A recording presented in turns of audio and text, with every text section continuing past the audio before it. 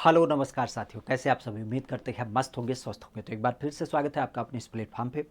खासा आज के विषय की जब बात की जाए तो आज के विषय में जिस एक पहलू के साथ हम चर्चा करने वाले हैं, असल में हमारे यहाँ पे इलाहाबाद हाई कोर्ट की जब बात की जाए तो इलाहाबाद हाई कोर्ट में अभी आपने देखा होगा कि 543 पदों की जो वैकेंसी है, खास करके आरओ, एआरओ और कंप्यूटर असिस्टेंट, तो इसकी वैकेंसी अनाउंस की गई है।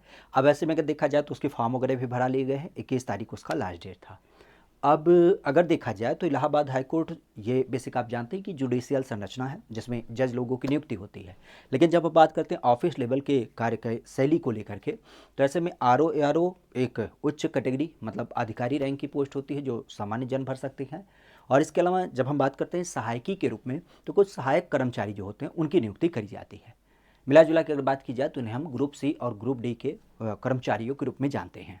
तो बेसिकली अब हमारे यहाँ पे बेसिकली हम कह सकते हैं कि जो इलाहाबाद हाई कोर्ट है उसमें ग्रुप सी और ग्रुप डी के कुछ एक पदों की वैकेंसी जो है वो अब आपको देख मिलेगी। लास्ट टाइम अगर देखा जाए तो 2024 में ऐसे पदों को अनाउंस किया गया था। करीब करीब 1600 या 1900 पद आपके अनाउंस हुए थे। तो अब इस पैटर्न को एक बार फिर से भरा जाएगा। ग्रुप सी और ग्रुप डी के पदों को यहाँ पे अनाउंस किया जाएगा। तो ऐसे में बात आती है इसकी वैकेंसी क्या रहेगी, नोटिफिकेशन क्या होगा, फॉर्म कब से भरे जाएंगे, सिलेबस क्या होगी, ज्वाइनिंग क्या होगी, इन्हीं सब चीज़ों को अगर थोड़ा सा हम समझें तो ये आपके लिए बड़ी महत्वपूर्ण बात हो जाती है। सबसे पहली बात कही जाए तो इलाहाबाद हाई कोर्ट में अब दो प्रकार की संरचना होने की वजह से इसकी वैकेंसी अब की बार ज़्यादा होगी। दो प्रकार मतलब हमारी बात से समझ पा रहे होंगे।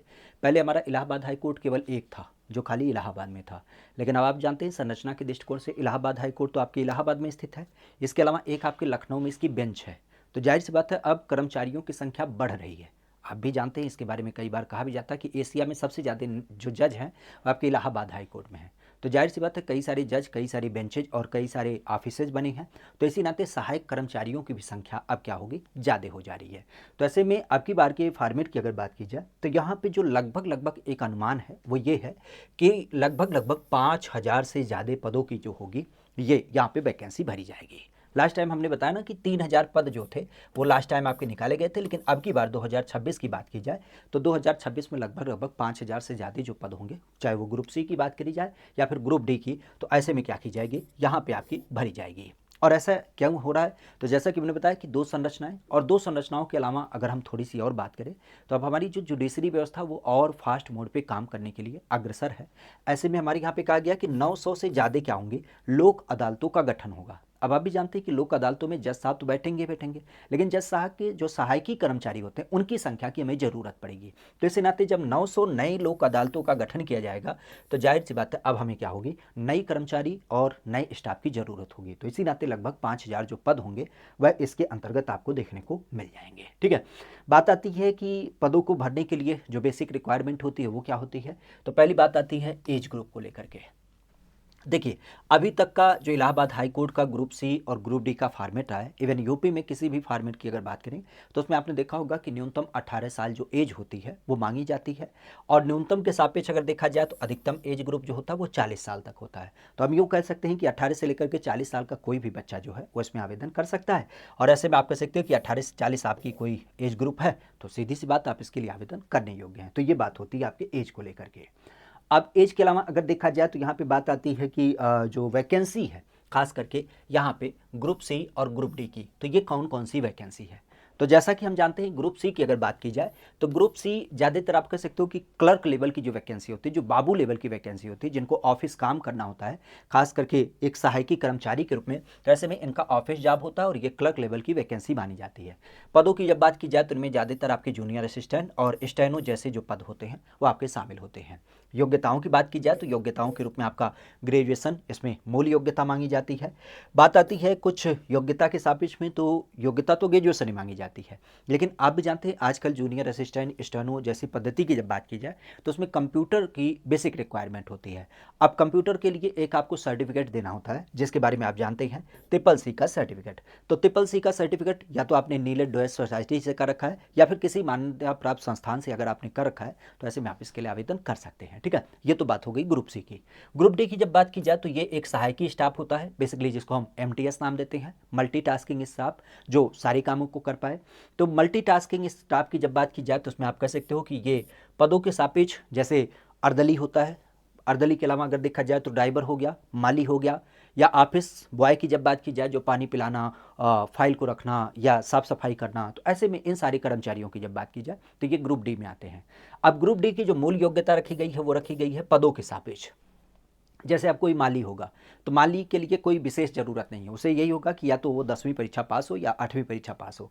लेकिन मान लेते हैं कोई ऑफिस बॉय है जो ऑफिस में फाइल वगैरह को कलेक्ट करा है, तो जाहिर सी बात है थोड़े समझ होनी चाहिए, तो मतलब 12वीं परीक्षा, तो यूँ कह सकते हैं कि 10वीं या फिर 12वीं परीक्षा पास इसके लिए मूल योग्यता होती है।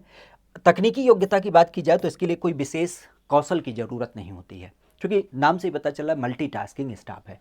विशेष योग्यता लगती है किसके लिए, कुछ विशेष पदों के लिए। जैसे अभी हमने कहा माली, तो माली के संदर्भ में ये कहा जाएगा कि क्या आपको गार्डनिंग के बारे में थोड़ा बहुत आता है कि नहीं आता है, ठीक है। इवन जैसे ड्राइवर, तो ड्राइवर उसी को नियुक्त किया जाएगा जिसको बड़ी गाड़ी चलाने का अनुभव होगा या फिर जिसके पास लाइसेंस वगैरह होगा, तो ये कुछ बात की जाती है। बाकी सामान्य पहलू के लिए कोई ऐसा एक्सपीरियंस वगैरह, कोई ऐसी स्किल की बात नहीं करी जाती है, ठीक है।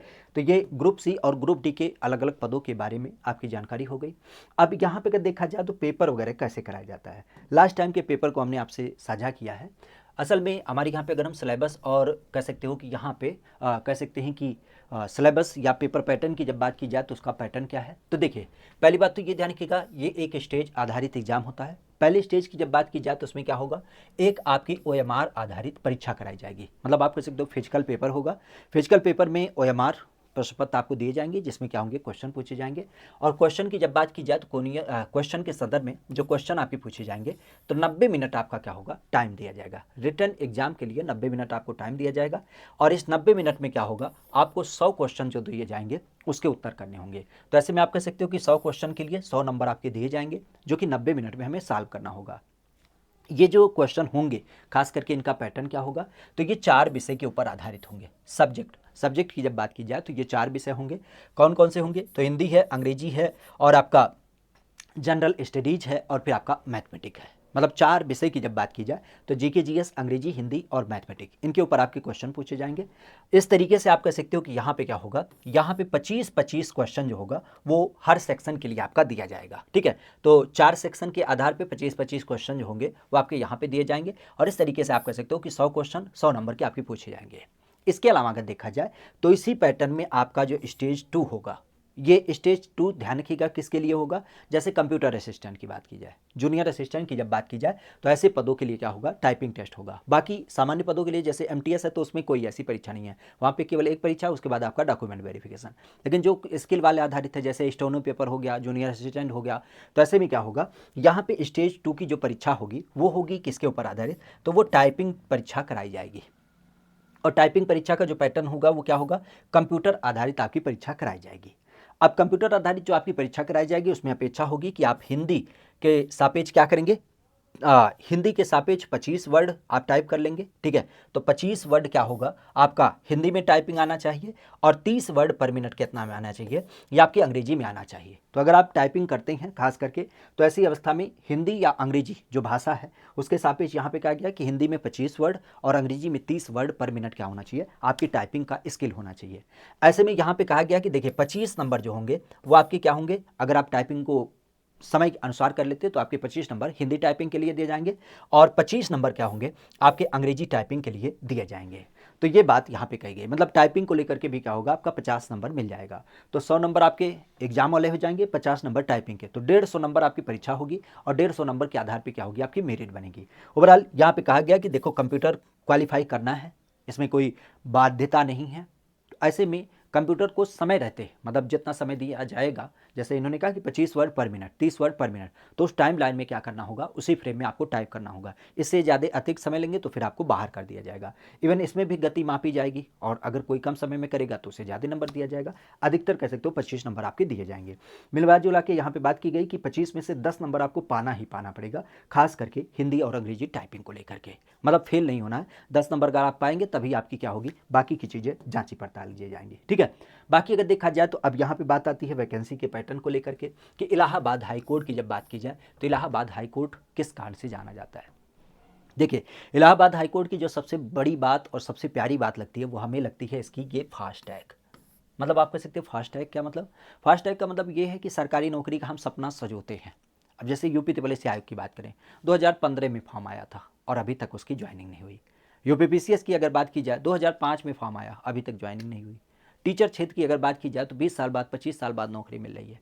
ऐसे में अगर हम बात करें तो हम ये देख पा रहे हैं टाइम लाइन कि अलग अलग वैकेंसी की जब बात की जाए तो 10 साल, 5 साल, 3 साल, 4 साल, ये बड़ी आम बात है।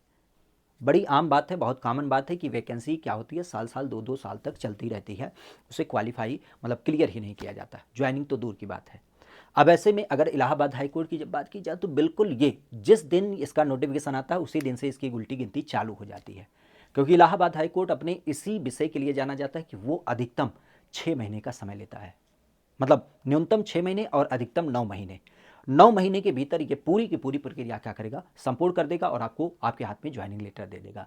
अधिकतर अगर बात की जाए तो 9 महीने किसके लिए, 9 महीने उसके लिए जहां पे 2 स्टेज की परीक्षा है, एक स्टेज दूसरा स्टेज, लेकिन जिसमें केवल एक ही परीक्षा है, ऐसी अवस्था में केवल 6 महीने का समय लगता है। अब आप समझिएगा कि आप कितने मतलब सुनिश्चित एक व्यक्ति हैं जिसने अपना एक टारगेट सुनिश्चित किया कि हमें ग्रुप सी या ग्रुप डी का फॉर्म भरना है, और आज से ही उल्टी गिनती आपकी शुरू हो गई और 6 महीने के बाद आपको सरकारी नौकरी मिल गई, अगर आपने थोड़ा सा इस व्यवस्थित फर्म में खास करके इसके पैटर्न को ध्यान में रखते हुए अपनी तैयारी की। अब ऐसे में बात आती है 6 महीने के अंदर अगर आपका चयन हो रहा है तो कितना बेहतर है। अब यहाँ पे अगर देखा जाए तो जैसा कि अभी आप जानते हैं कि आर की वैकेंसी आ चुकी है, आपके जूनियर असिस्टेंट की वैकेंसी आ चुकी है। अब जो आपकी वैकेंसी है उसको क्या किया जाएगा, नेक्स्ट चरण में आपका निकाला जाएगा, और अपेक्षा है कि ये जो आपका जुलाई अगस्त का महीना है, इसी जुलाई अगस्त में क्या हो जाए, इसका भी नोटिफिकेशन आपको देख मिल जाए। जुलाई अगस्त में आपका नोटिफिकेशन आएगा तो जाहिर सी बात है फिर क्या होगा, अगस्त मान लेते हैं छोड़ देते हैं, अगस्त के बाद सितंबर छोड़ देते हैं, अक्टूबर छोड़ देते हैं, नवंबर में इसका पेपर करा लिया गया, नवंबर में पेपर करा लिया गया, दिसंबर जांच के लिए छोड़ देते हैं और जनवरी में आपकी ज्वाइनिंग हो जाएगी। स्पष्ट रूप से बहुत ज़्यादा विलंब करते ही नहीं। हमारे यहाँ पे इलाहाबाद हाई कोर्ट की यही सबसे खास बात क्या है कि ये नोटिफिकेशन निकालेंगे, नोटिफिकेशन फॉर्म भरा गया तो फॉर्म भरने के 2 महीने के भीतर क्या करते हैं, ये पेपर करा लेते हैं, और पेपर कराने के बाद फॉर्म को जांचा गया, ओएमआर जांच हुई, 1 महीने के बाद आपका फाइनल रिजल्ट आ गया, फाइनल रिजल्ट के बाद आपकी ज्वाइनिंग। तभी तो हमने कहा कि बहुत फास्ट मोड में काम करता है, केवल 6 महीने के भीतर ये पूरा कार्यक्रम आयोजित किया जाता है। आप भी जानते हैं वर्तमान में एनटीए जो एक एजेंसी है उसी के माध्यम से इसका पूरा पेपर वगैरह कराया जाएगा। खास करके अब इलाहाबाद हाईकोर्ट की जब बात की जाए तो जैसा कि हमने बताया कि ये अपनी गति के लिए जानी जाती है, बहुत तेजी से क्या करता है, ये अपनी पूरी प्रक्रिया को संचालित करता है और इसी नाते इसको लोग क्या करते हैं, पसंद भी करते हैं। अब यहाँ पे अगर देखा जाए तो 2-3 चीज़ें आप सबके लिए बड़ी पॉजिटिव भी हो सकती है, नेगेटिव भी हो सकती हैं। जैसे आप भी जानते हैं कि इलाहाबाद हाईकोर्ट के बारे में बहुत सारे बच्चे ये कहते हैं कि हम क्या करेंगे, जब फॉर्म आएगा तब तैयारी करेंगे, और बहुत सारे बच्चे कहते हैं अच्छा ऐसी सूचना है तो हम क्या करते हैं, आज से ही तैयारी कर लेते हैं। ये फ्रेम वही बता रहा है कि मान लेते हैं कि सफलता के बारे में अगर हमें क्या करना है, यहाँ तक पहुँचना है, इस रेखा तक पहुँचना है, तो ऐसी अवस्था में हमें क्या करना पड़ेगा, आज से ही अपनी तैयारी शुरू कर देनी होगी। तो जो बच्चे यहाँ से शुरू कर रहे हैं खास करके अपनी तैयारी को, वो इस रेखा के साथ चलेंगे, क्योंकि सीधे सीधे क्या करेंगे, वो एक साथ जंप नहीं करेंगे, वो धीरे धीरे अपने पड़ाव में क्या करें, चीज़ों को कंक्लूड करते हुए आगे बढ़ रहे हैं। लेकिन बहुत सारे बच्चे ऐसे होंगे जो अभी भी मंथर अवस्था में पड़े होंगे और कहेंगे जब नोटिफिकेशन आएगा तब तैयारी करेंगे। तो ऐसे बच्चे जो नोटिफिकेशन आने के बाद तैयारी करेंगे, वो जाहिर सी बात है यहाँ से तैयारी शुरू करेंगे, और यहाँ से यहाँ पहुँचना, आप समझ पा रहे हैं ना, एक ऐसा पड़ाव है जो आप धीरे धीरे चलते चले जा रहे हैं, और एक ऐसा पड़ाव है कि जहाँ पे आपको केवल जंप के अलावा कुछ नहीं दिख रहा है। तो ऐसे शॉर्टकट रास्ते आपको सफलता कभी नहीं दिला सकते, ये बिल्कुल कड़वा सच बात है। स्पष्ट कहा गया कि जो छात्र नोटिफिकेशन आने के बाद पढ़ाई शुरू करते हैं उनके पास 6 महीने की इस तेज प्रक्रिया में पूरा सिलेबस करने का समय नहीं होता है, और जाहिर सी बात है इसी नाते उनके फेल होने के 99% चांसेज होते हैं। अगर कोई बच्चा बिल्कुल मेधावी है, केवल वो रिवीजन मोड से अपनी तैयारी को कर सकता है तो उसके लिए बेहतर है, लेकिन ये कहिए कोई फ्रेशर बच्चा और कहे कि हम बिल्कुल तैयारी कर लेंगे, नहीं हो सकता है। क्योंकि आप भी जानते हैं नोटिफिकेशन क्या होगा, नोटिफिकेशन आपके इसी जुलाई अगस्त महीने में आ जाएगा, जनवरी तक आपकी ज्वाइनिंग का पूरा प्रोसेस होगा। तो ऐसे में हमें लगता है कि आज से ही अपने इस सिलेबस को, अपने इस विषय वस्तु को देखें जो इसके विषय शामिल हैं। जैसे अभी हमने बताया ना कि इसमें 4 विषय आपके मूल शामिल हैं, हिंदी, अंग्रेजी, जनरल स्टेटिक क्या बोलते हैं, जनरल स्टडीज और आपके मैथमेटिक्स। तो इन विषय को ध्यान में रखते हुए इसी पैटर्न को थोड़ा सा हम फॉलो करते हैं। बाकी अब यहाँ पे अगर बात की जाए तो यहाँ पे बात आती है कि अब हमें क्या करना चाहिए। मान लेते हैं हम आज से ही तैयारी करने की बात करें, तो ऐसे में सबसे बड़ी बात तो आपकी ये होती है कि आप किस योग्यता को धारित करते हैं। मतलब क्या आप ग्रेजुएशन हैं, तो ग्रेजुएट हैं अगर जो आपके पास ट्रिपल सी है तो आप लक्ष्य साधिए कि हम सी वाले ग्रुप में जाएंगे, और अगर आपके पास 10वीं पास परीक्षा है या कोई विशेष योग्यता नहीं है तो फिर आप ग्रुप डी का चयन कर सकते हैं। मतलब अपनी परीक्षा के अनुसार आप इसका चुनाव कर सकते हैं योग्यता के अनुसार। और मूलतः जैसा कि हमने बताया ये 4 विषय, तो 4 विषय पे आज से ही अपना पकड़ बनाना चालू कर दीजिए, जैसे हिंदी है, जीएस है, अंग्रेजी है और गणित है। तो इन 4 विषयों के बारे में क्या करिए, आज से ही शुरू कर दीजिए इसके बारे में अध्ययन करना, ठीक है। बाकी ये बात बार बार कही जाती है कि नोटिफिकेशन का इंतजार ना करें, करें हम यूँ ना करें भाई, फॉर्म तो तभी भरा जाएगा, लेकिन तैयारी को आज से ही करना चालू करें अगर आपकी इच्छा है। नहीं इच्छा है तो फिर तो कोई दिक्कत नहीं, लेकिन अगर आप चाहते हैं कि इस नौकरी में हमें जाना है, तो ऐसी अवस्था में ये जुलाई अगस्त का टारगेट ना लेकर के आपको आज से ही अपनी तैयारी करनी चाहिए, क्योंकि जैसे ही फॉर्म भरा जाएगा उसके बाद उल्टी गिनती चालू हो जाएगी। तो ऐसी अवस्था में उससे बचने के लिए हमें क्या करना चाहिए, आज से ही अपनी तैयारी को शुरू कर देना चाहिए। और ये जो विषय हैं, खास करके ये जो विषय हैं, उनके ऊपर अपनी एक बेसिक पकड़ बना के रखनी चाहिए, ठीक है। तो मिला जुला के ग्रुप सी और ग्रुप डी की जो आने वाले समय की 5000 से ज़्यादा वैकेंसी है, जिसके लिए हमने योग्यता के बारे में भी चर्चा किया कि आप ग्रेजुएट पास हैं, 18 से लेकर के 40 साल की अगर आपकी उम्र है, सबसे तीव्र गति से काम करने वाला आयोग है इलाहाबाद हाईकोर्ट, खास करके जो अपने लिए स्वयं से भर्ती करता है। और ऐसे में अगर देखा जाए तो इसकी परीक्षा बड़ी निर्णायक परीक्षा होती है, क्योंकि एक परीक्षा के बाद आपकी क्या हो जाती है, यहाँ पे ज्वाइनिंग होती है। तो ऐसे में आप इसका दामन थाम सकते हैं और बड़े कम समय में अपना जो एक सरकारी नौकरी का स्वप्न है उसे साकार कर सकते हैं, ठीक है। तो बाकी कोई नया अपडेट होगा, कोई नई सूचना होगी तो उसे भी आप सबके साथ साझा करेंगे। आज के विषय को अब हम यहीं विराम देते हैं, पुनः आप सबसे मुलाकात होगी किसी नए संदर्भ के साथ। आज के लिए इतना ही, thank you, all the best.